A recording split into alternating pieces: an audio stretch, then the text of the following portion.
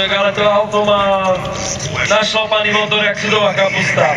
To auto není len pozer, auto je síce nádherné zvonka, ale o to krajšie znútra.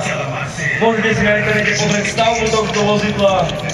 Je to neuveriteľná technika, najmodernejšia, najkrajšie v aute, najmodernejšou. Parádna práca, ktorú má nazvíš bomby, rozdávať, každému dotuje. Je to nesúrodné, to šelmo naznačí.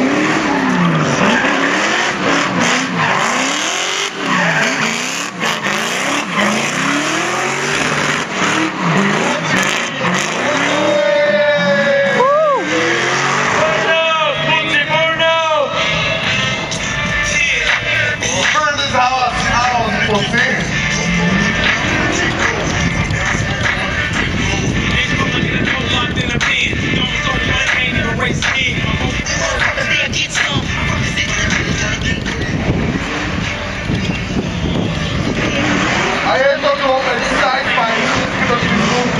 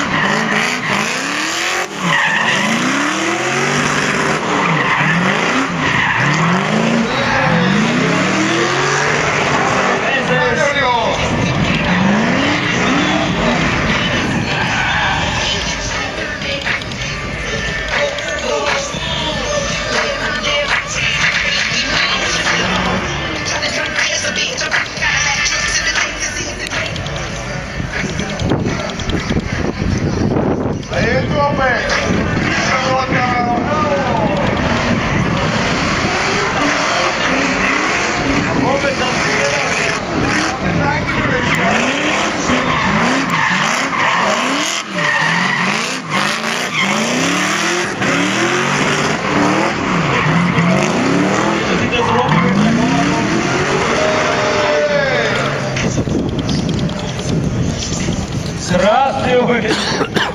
Keď ste si všimli, zase máme výbuch z ľavej strany a z ľavej. Vlastne z ľavej, to je privečko. Nádherná výška výbuchu. A ideme na to, poďme!